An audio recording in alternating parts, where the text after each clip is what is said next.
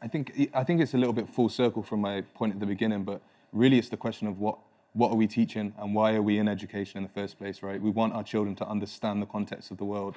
And also, there's something to be said that not everybody goes on to further education, not everybody goes on to college as well. So we have a certain amount of responsibility, I would argue, about, to our students, so that they, whether or not they go on to university, whether or not they go on to college, right, that they understand the context of the world in which they live.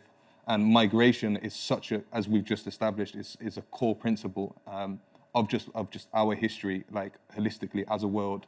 So I think that there's a sense of duty there for the students, so that they can understand the world a little bit clearer as well. Can I just tell a story? It's a Whitechapel story. There we go. Because I think, again, it's about how even communities, migrant communities who may not get on, at points find the importance of solidarity. Perhaps in the context of the tradition in the East End that you help your neighbours even if you don't like them. You give them sugar if they need sugar. And it's in 1880, oh gosh, I think it's 1889, I may have got the date wrong, might be 87, but there was a dock strike. And the dockers were predominantly Irish. And there was a tailors' strike and predominantly Jewish. And at one point, the Jewish tailors were suffering and desperately needed support. And they went, the relationship with the Irish dockers had been really bad. And Jewish tailors, led by people like Millie Vidkop and Rudolph Rocker, go and they ask the Irish Dockers Union if they will give them support. And reluctantly, they do, because it's solidarity. And they give £100, which is the biggest donation the Jewish tailors received. It was massively important. Fast forward, and it's 1912. In 1912, there's a big dock strike, and the dockers' families are suffering, really suffering.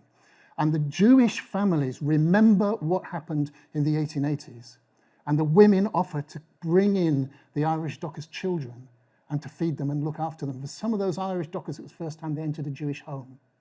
And then, so in 1912, there's a reciprocal solidarity. Fast forward, and it's 1936, and the black shirts are marching towards the East End of London, and they're trying to recruit lots of Irish workers on their side against the Jews and the communists. And they have a bit of success, but not much.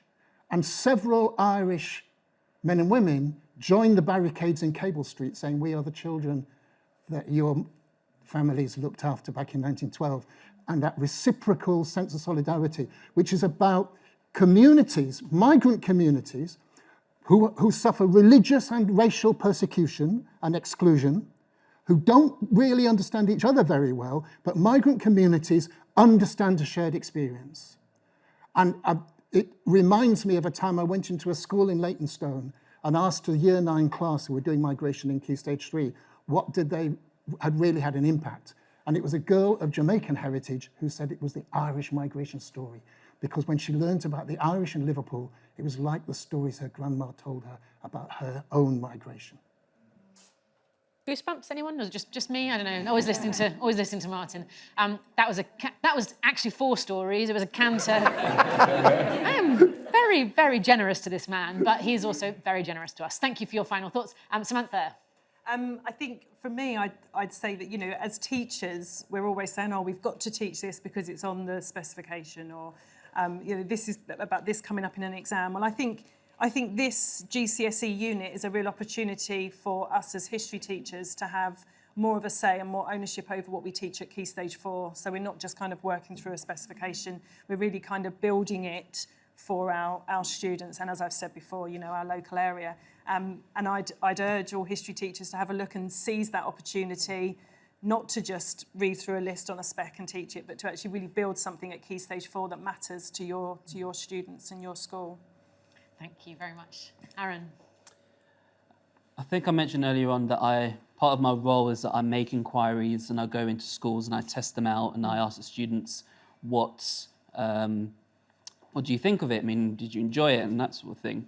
And so I was talking to one of my students who is from a traveller background, isn't particularly engaged in history at all, but he said something and I've wrote it down. I wanted to actually let him have the last say. Perfect. To everyone, an actual student. And he said, I never liked history.